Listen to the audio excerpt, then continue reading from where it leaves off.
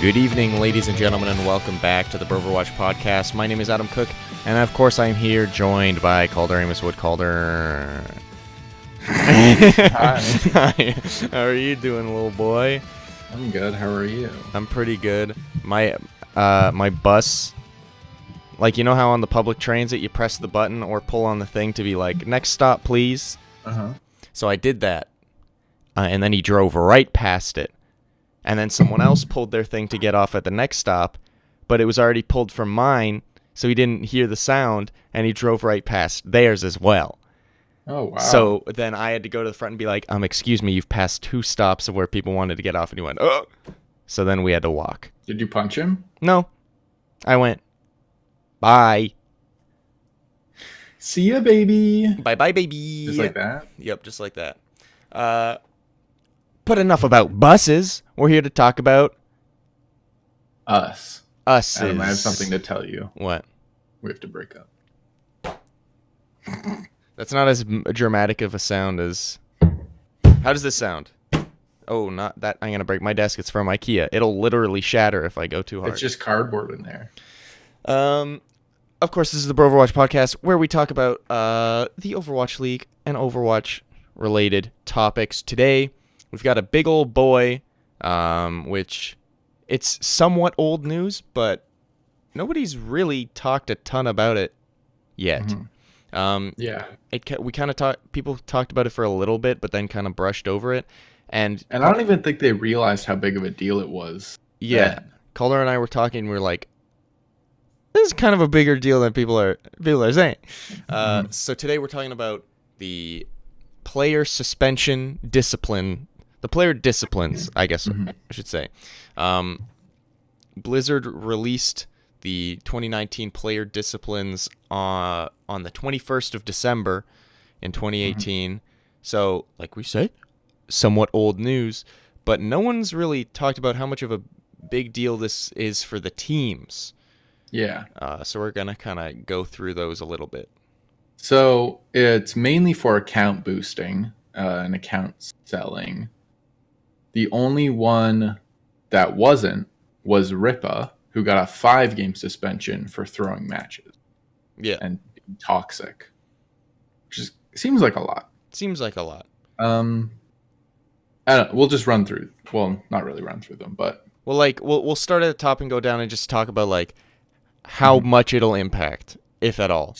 So apply probably not a lot. Apply because of the Florida Mayhem. Suspended Yeah. for 2 games for account boosting. Yes. Probably not going to play a lot because he's an American on basically a Korean team. Yeah. Who has terrible management, I guess. And hot take, I don't think losing Probably players not a is going to hot make take. them much worse because you can't No get problem. much worse. Honestly, I didn't even think he was going to play, so I'm kind of surprised that he got suspended from the league because I thought he was a two-way player. But anyway, Yeah. Next, which is a fairly big deal, Fairly big deal. is Color Hex of the Boston Uprising. He's suspended for 2 games. Now, this is a big deal because Boston is kind of a team that's on the cusp of the play-in tournament. Like, projections have them around 14 to 12, which is right where you get into the playoff tournament at 12. Yeah. So them losing 2 games because he's their only other categorized DPS player. They have Blase and Color Hex, so not having Color Hex for 2 games, they've only got 1 Yeah. boy. Mm-hmm. I mean, So obviously, I bet they could bring in, like, I bet they could make Aim God, like, just play Tracer, because he plays, Yeah. I don't know. They'll figure something out, but this is a bit of a yikes. Now, to put this in perspective, 2 games is about 7% of the season that they're missing, which is a lot. Like, if this was a 40-game season, it'd be like, oh, that's basically nothing. But because there's more teams, as we've discussed in the past, less games per team. Mm-hmm. So the 28 games, you lose. If you have an automatic, well, not automatic, but if you lose those first 2, it's going to be pretty hard to get back into it. Yeah. especially when your team's on the lower end of the scale. Mm-hmm. So Boston is looking a little rough here. It's Um, it sucks that you can be like, because I was looking at some schedules for different teams because people have just been mhm, posting graphics with like, and I've been looking at how each stage is going to shape up for each team, and I'm like, mhm. man, some people have like pretty good stage 1, pretty good stage 4, but their stage 2 and 3s are tough or something like that. So it's like with things like this where guaranteed 2 games you're going to have a rough time, you're going to want to Yeah, this season way more than last season, you're going to want to win every game that you can. yeah. And Boston is playing New York in the first week on the first day, which already is going to be a hard game for them. Probably going to be a loss, but it will affect their map differential if they just get swept. Yeah. Like if they can pick up 1 or maybe 2 maps, then that'll even help them. Yeah. And I think having color hex there could push them a little bit. And then they're playing Houston, which is a winnable game if they have their whole team there. Yeah. Because we don't know how good this Boston team is, but Looking at the roster, you'd think, wow, like they have a good tank lineup. They got 4 tanky boys. and they have fusions from the Who's just great. yeah. Oh, I There- thought you were gonna say who is that? And I was No, like Adam. there's a like post on competitive Overwatch today of Craigie was playing, Mhm. and he was like, guys, we're facing fusions. We cannot let fusions win. And then Mhm. the gate opens, they start the game, and 18 seconds into the game, they get shattered by fusions. Yeah, And I'm like, that's a good boy. How is he not on a 2-way contract? Like, how I isn't know. he just signed? so this is a pretty good team. The weakness is mostly DPS, slightly supports because we don't know like fully what to expect. But Aim God and Kellex are pretty solid. Yeah. It's just Blase and Color Hex are their only 2 DPS, and for the first 2 games, it's going to be Blase. Guaranteed. Okay, not guaranteed, but hot take. I think they're gonna pick up Logics.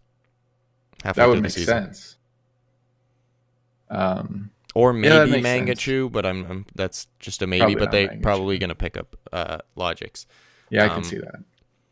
Because 2 DPS for the whole team. Like Shock has like 49 DPS. 5, Uh, but yes. Boston only has 2, and it's such a big Mm-hmm. downgrade because they used to have Striker and how dare I say his name, Dream Casper, who like as much as a Creed. he who must not be named boy that is, he was very good. Yeah. Like people were saying he was going to be top NA. Like, And Color Hex is also very good. Like I've watched some Australian contenders and he stands out. yeah. So So hopefully they can do it. The issue is like we said, Color Hex Losing- being suspended for 2 games. yeah, you lose the first week automatically, basically. Now, obviously, this is Overwatch. It's all about like adapting and switching heroes and stuff like that. So I'm sure someone on the team has played a DPS before, but you know, will they play a DPS at an Overwatch League level? We'll just have to wait and see. Then we have Crystal, who is probably one of the most hyped players that have come into the league, like through the expansion teams, Mm-hmm. because he's on Hangzhou, a very hyped team Very. with that color scheme. Oh yeah. And that team also has a lot of individual skill. Mm-hmm. That's the one thing that everyone points out about them. And you can see that when you look just at their rosters. They've got Gushue, Godsby, Crystal. It's kind of a stacked roster. But when you take out some of the individual skill, and then they like this could really affect them in the first week, just because I don't know. They're playing Shanghai. If they lose to Shanghai, they're probably not going to be in a great mental state just because of all the memes and stuff. Yeah. Like the first day of the first week, they play Shanghai. if they're not all there and they lose to Shanghai, that could be very rough on them. Two things on this. One, Shanghai probably going to be quite good this season. I honestly, like, everyone's like, I can't wait for their first win. But it's like, it's probably going to happen pretty soon, like early in the season. Like, they've got a pretty good roster. Vancouver. Or against Guangzhou. Because here's the other thing. Winning against Shanghai or losing against Shanghai, it's not that big of a deal because they're basically a completely different team.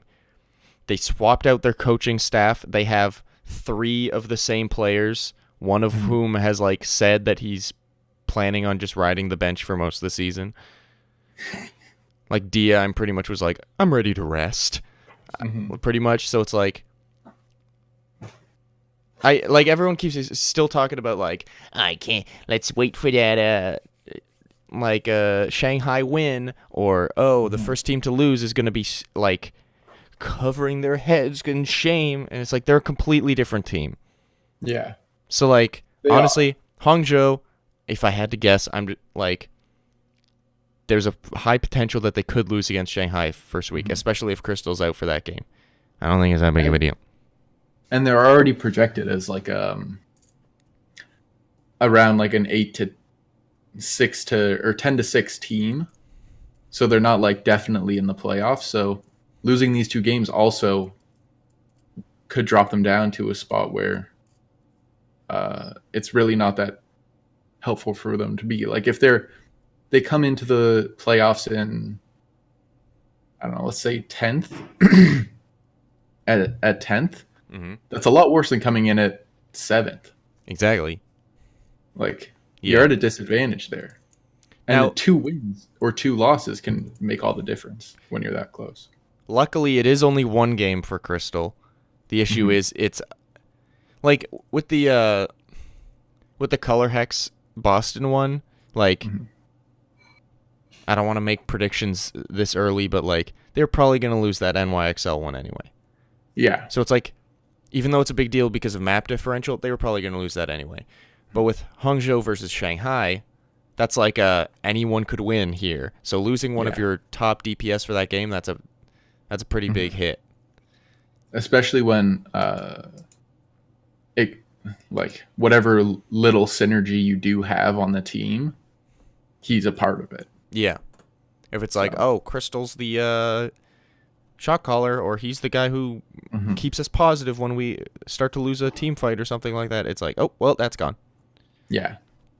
And again, a lot of individual skill on this team. And they are likely going to rely on that in their DPS line. So. Also, just a real quick note, we're not really touching on this, but since we were talking about Shanghai, apparently Giguri significantly happier with this new roster. Apparently she like looks up to them a lot and is like really happy, and that makes me happy and apparently she's also training a lot. Yeah. Which makes me happy because I was afraid that she'd just never get play time and everyone would be like, play our frog.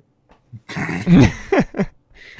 And she'd be like on the bench, so that makes me happy just on that side now. Now this is a big boy here. Yeah. Especially because of the team. It's Toronto. A team we actually give 2 craps about. No, I'm sorry. So Neko's suspended for 3 games. Yikes. Which means he'll play his first game in the 3rd week of Stage 1. Because they have 2 games and then 1 game. Okay. So he's not even back for the 2nd week. Which is... It's just a long time to not have him play. Yeah. Because if he's playing the 2nd game in the 2nd week, like it's a little closer together. I don't know. It just seems like a very long time. Now... we'll get into a comparison in the next suspension, but Neko is suspended for 3 games for selling an account and obstructing league office investigation. What? Yeah, I don't know how that works. I don't know what that means, but that like seems like a large deal. So that they couldn't find him? Did he just change it to like... I don't know why. I know it's not this, or maybe it is this, but I know it's not this, but when I read obstructing league office investigation, I imagine Neko, like, going into Nate Nanzer's office and, like, paper shredding a bunch of documents. Yeah. Which, that's man, I hope that's what it is, because that's hilarious. But, like, that seems like a big deal. Yeah. And 3 games, ample punishment. But should we just go into the next one? No, it's just there's a couple more things. Okay, then you have to I'll just go back to it. Think of what Neko means to this team, because first of all, he was an all-star last season. Mm-hmm. He just couldn't play in the game because of a visa issue. So he's an all-star flex support who's likely going to be their leader and shot caller on this team. Mm-hmm. Because no one else except for Envy, who was basically a bench player for the Valiant, has any experience. Yeah, he was a bench player for one stage, and then he was booted. And then people are already... Like, this team already isn't the highest individual skill. Like, they're a fairly good team. But, again, they're in that range where 1 or 2 games can mean not playoff tournament. The play-in tournament, or just not in the playoffs at all, like with no chance. Yeah. So losing these 3 games to Houston. Who's the next one too? I'm sorry, I'm just looking at the schedule. So good. To Houston, Atlanta, and what in the fuck? Do they only play 1 game in each of the first 2 weeks? Oh, Houston, Atlanta, and Valiant. See, those are all winnable games, so that'll hurt. Yeah. And, sorry to say this, but especially Houston. Like, Houston's not the strongest team this season. So Still stronger than people are saying, in my opinion, but keep going. I know. But, like, they're in that 12 to 7. They're in the very, very mid-pack. Yeah. Yeah. So, this, is their first game Houston? Yeah. See, that would have been the game to be like, okay, this team was mid to top tier last, like, they just missed playoffs last season. Mm-hmm. If they beat them, they could say, see? We're pretty good. We're here to compete. If they lost that, then it would be like, uh-oh. And it feels like there's a high chance of them losing. And then, depending on how Atlanta's doing, they're gonna absolutely destroy Toronto. Yeah. And then Valiant as well is I'm sorry is a hard game. So I think it goes like they could win against Houston, but it's unlikely now, especially with the Neko thing. Atlanta, they could win against Atlanta, but unlikely now that, like, Neko's gone. Mm-hmm. And Valiant, that was going to be a tough one because Valiant's quite good and experienced, and they did very well last season. But they could, again, affect their map differential. Yeah. So, and yeah, Neko kind of being the figurehead of Toronto. Mm-hmm. You don't really want to lose him for 3 games for obstructing league office investigation. And for selling an account. Yeah. Interesting. Now, are we done with Toronto? Yeah. Now, on the note of obstructing league office investigation and getting 3 games suspension, Ripa is suspended for throwing matches and toxicity, which, happens now and again. 5 games. What? How toxic? I don't know how toxic Ripa's gotta be to get 5 games. Now, throwing match is pretty big deal. But, like, how many matches did he throw, and how toxic was he to get 5 games? Hundreds? Maybe? That's insane to me. Anyway, on the note of, like, this affecting teams, the loss of Ripa likely won't affect the Gladiators very much. Even though it's 5 games, yeah, it's probably not going to be that big of it. Because they've got Big Goose and Shaz. Now, if Big Goose or Shaz, if something happens to them, which I hope doesn't, but if something does, then they're in kind of a pickle. Bit of a because pickle. He's their backup support. And they're going to be in a lot of trouble if they are missing one of their supports. Yeah. Because Now, they've only got 3 on this team. hoping that Big Goose and Shaz don't have anything happen to them. Yeah, they'll be fine because they were one of the best support duos. Mm-hmm. So they'll probably be fine, even though it is a 5-game suspension. Holy, it's probably not going to be that big of a deal. What are their games? Their first 5 games: Seoul, Shock, Paris, London, Hangzhou. So it's pretty 50-50. Is I know it's 5, so it can't possibly be 50-50 because it's an odd number, but it's pretty 50-50 as far as like tough games to easy games goes. Seoul, winnable. Shock, probably winnable. But Paris, I think, is more winnable than people think. Yeah. London, gonna be a toughie. Big and then toughie. Hangzhou, also winnable, but still probably a toughie. Yeah. Yeah. It's even though it's not going to affect them that much, 5 games just seems like so much. Anyway. I mean, I want to hear how toxic he was. And I want to see the game see I through. just want a little clip. Yeah. The next one isn't really that big. It's just $1,000 fine on Rise. So we're going to skip to the main man. The most hyped, the most excited I am to see a play. I don't know what I'm trying to say.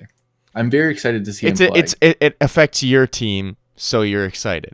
Well, yeah. But I'm not excited. I'm excited to see him play, though. Yeah. Too bad you'll have to wait 2 games. Yeah. Because he's a booster. Who isn't a booster, honestly? I know, most people. Violet has been sold as this Jonak 2.0 from Contenders. Wow. Like this amazing Zenyatta. Wait, question. Jonak 2? Like a sequel to Jonak? Or Jonak 2.0 as in better than Jonak? I think just another version. But people just say 2.0 because they don't understand how that works? Probably. Okay. It's likely more like a sequel. Anyway. He's going to be missing the first week of games. Now, because we have on the Shock just amassed a number of players that is likely unsustainable, we still have Sleepy. So we're going to be okay. It's just we kind of, with this loss, the only really upgrade that they have is Striker. Smurf, maybe. Yeah, it depends if they play Smurf.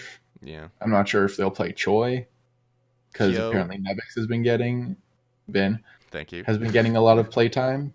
And they're playing the new look Dallas Fuel, who, as I think about their team, they're probably going to be better than people think. The new look Dallas Fuel? Yeah. Because who they have? RCK, Closer. They basically changed their entire team. And Unko and OG have been just nutty recently. They have Effect back. I think OG, Unko, and Effect are going to be like the 3 like constants on that team. Because OG is nuts. Unko nutty. and then actually probably Closer too, because I'm not sure if Harry Hook's going to get that's true more playing time than him.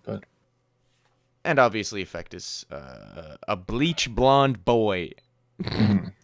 But losing like one of your most hyped players going into the season, especially when it's a support who you need to rely a lot on, could hurt them. Now they're still going to have Moth and Sleepy, who they have a lot of synergy with and a lot of time playing with. And Sleepy's still very good. But they're going to have to build strategies around those two for 1 week and then immediately switch to playing with Violet. Yeah. Now they're also playing the Gladiators, who that's a toughie. Not an easy team to beat. And who's the other team they're facing? Dallas. Right. We talked about Dallas. Sorry. But this could mean the difference for a Shock team that might not do as well as everyone says because everyone's putting them top 3 basically. Except that one guy who didn't even put them top 10, Evil. Were you saying evil or is his name evil? No, I was saying that's evil. Oh, okay. Evil. Because you got angry about it. Yeah. But I was talking about this with someone on Twitter, I think. Shock is a top tier team. Mm-hmm. They're probably not top 3, but they're definitely top 10. Yeah. So there could, like, 2 losses or 2 wins could be the difference between them playing in the play-in tournament or playing in the like just going straight into the playoffs. Mm-hmm. Yeah. So if Violet being gone affects them enough, then like it might be tough for them to actually get into the playoffs. Or like if Violet being there is one of their keys to winning.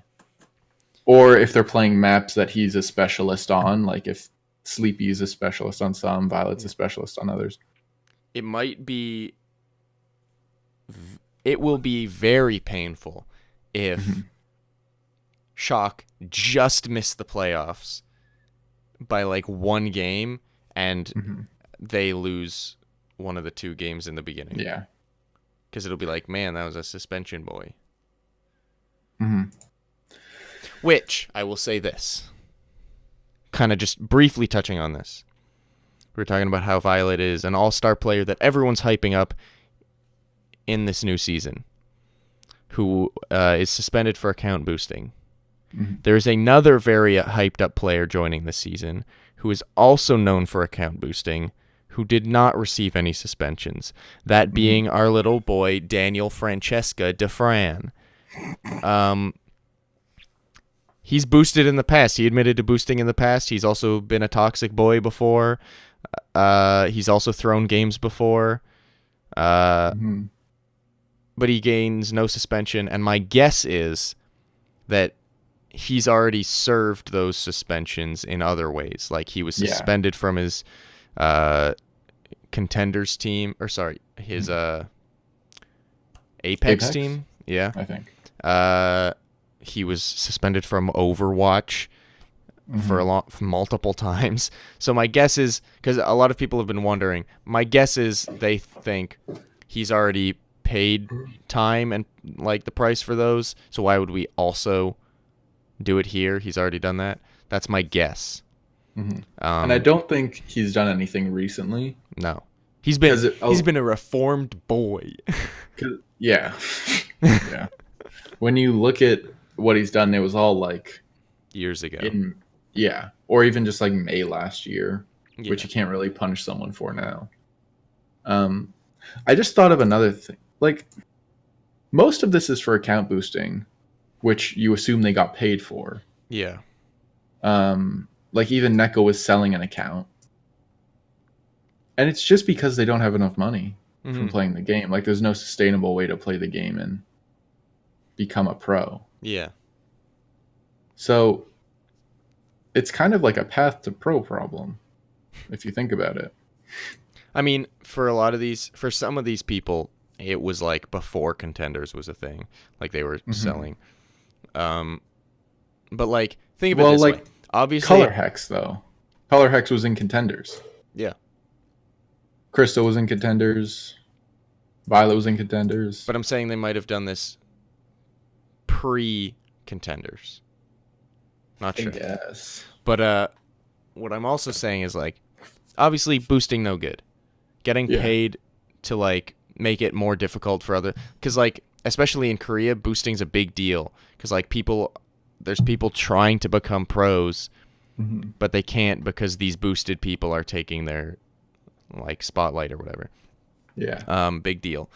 But think of it this way as well. You're not able to pay rent. Rent's coming up soon. You're going to be out of a home. You're barely eating enough food to be alive. But you're very, very good at this video game. And there's people willing to pay you money that you could put towards rent and food if you just play the video game you are good at and enjoy. Yeah. There's not many people that would not do that. Mm-hmm. So like, none of these people are bad people for doing this. No. Um, It's just like, what's going on here? it's also weird. OGE or OG.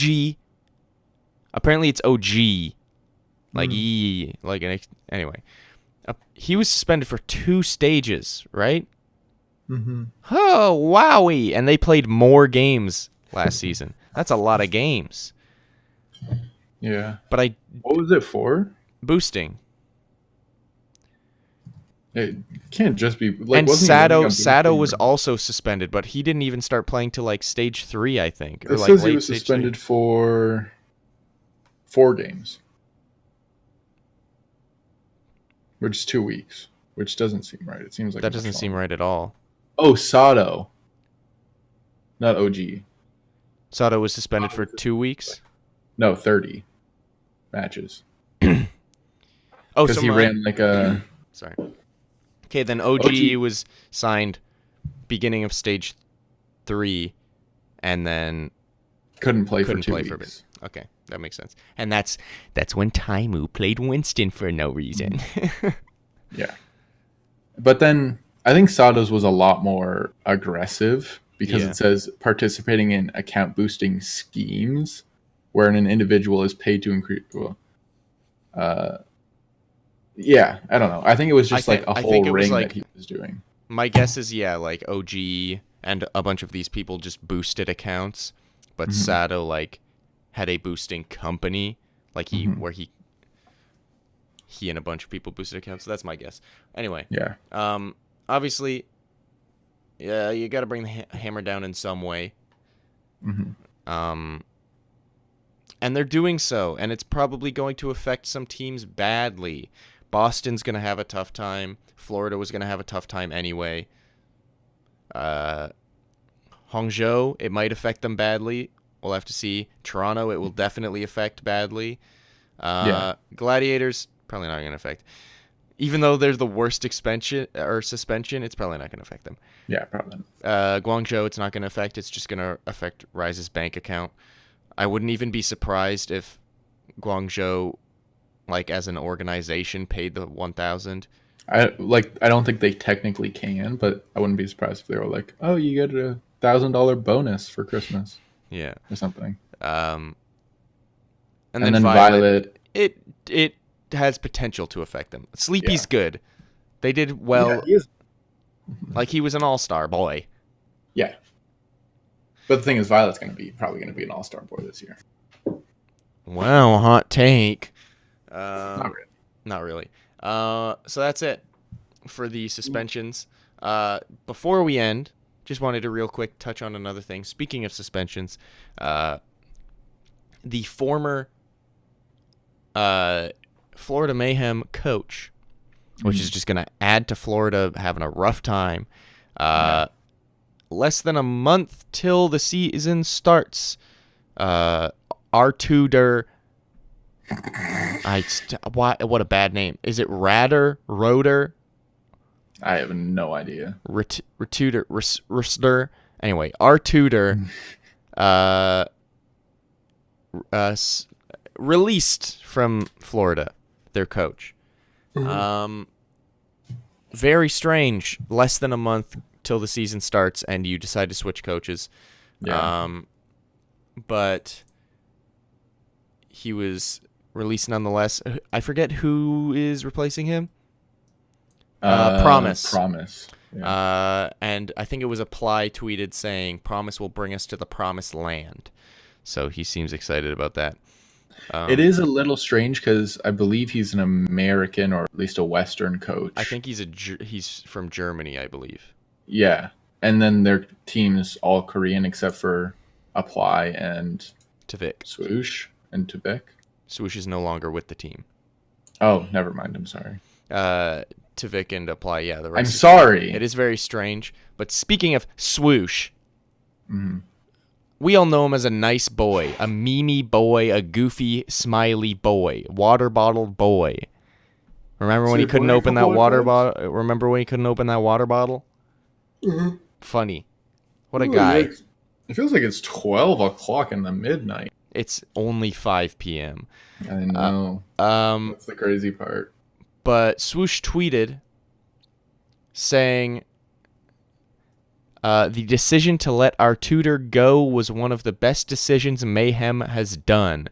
He was lazy, arrogant, and didn't care for his players, traits that a coach shouldn't have. One thing I've learned from our tutor is how not to coach. Whoa!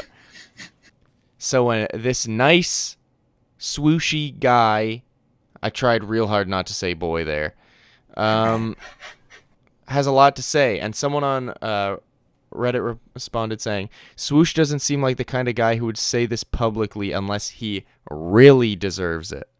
Yeah. And it's not even like he said he didn't approve of our tutor publicly.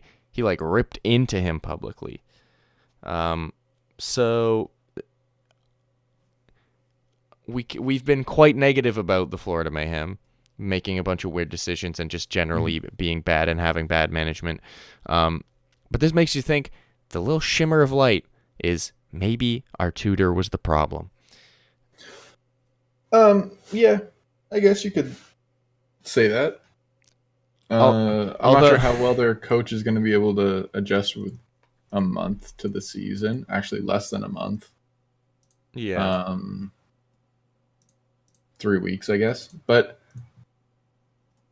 hopefully it'll work out for them. Yeah. Because I don't, like, they're probably going to be last, third to, like, first to third last in the league. Yeah. With Washington and they're going to be in the exact same spot. Some other trash. But probably Washington and Runaway are the other two that they're last with. Are you kidding me, dude? I know you think that Runaway's overrated, but just holy. Joking. You're so angry all the time about I just Runaway. Don't understand it. I just don't understand it. I just like to joke around sometimes. San Francisco Shock is bad. I'm joking. Don't ever say that. I'm sorry. You know that's racist. I know I offended. They're the whitest team. Actually, that's not true. They're half Korean now. Halvesies, baby.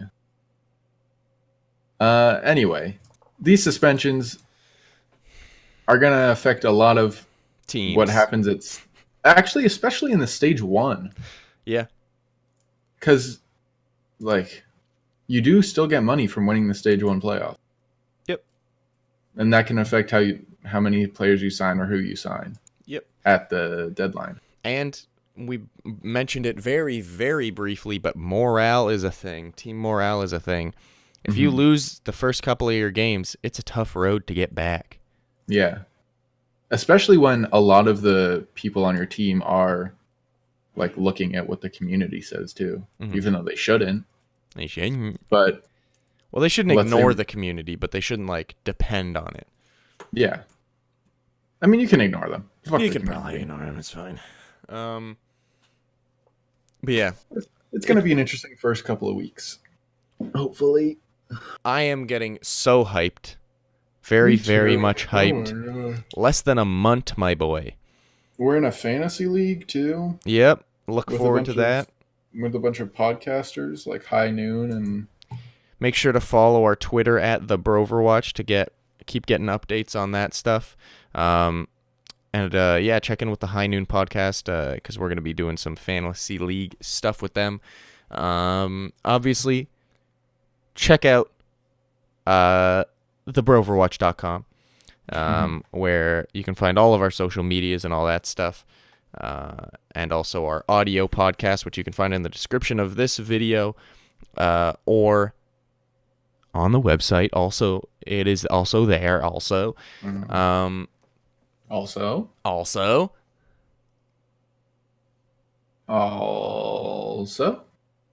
Also, this is the end of the podcast. Thank you, everybody, for listening and watching and spending your time with us. We hope that you enjoyed it. We just love to talk about the Overwatch League and the things we enjoy. And we'll see you next time, won't we, Calder? Goodbye. Bye-bye.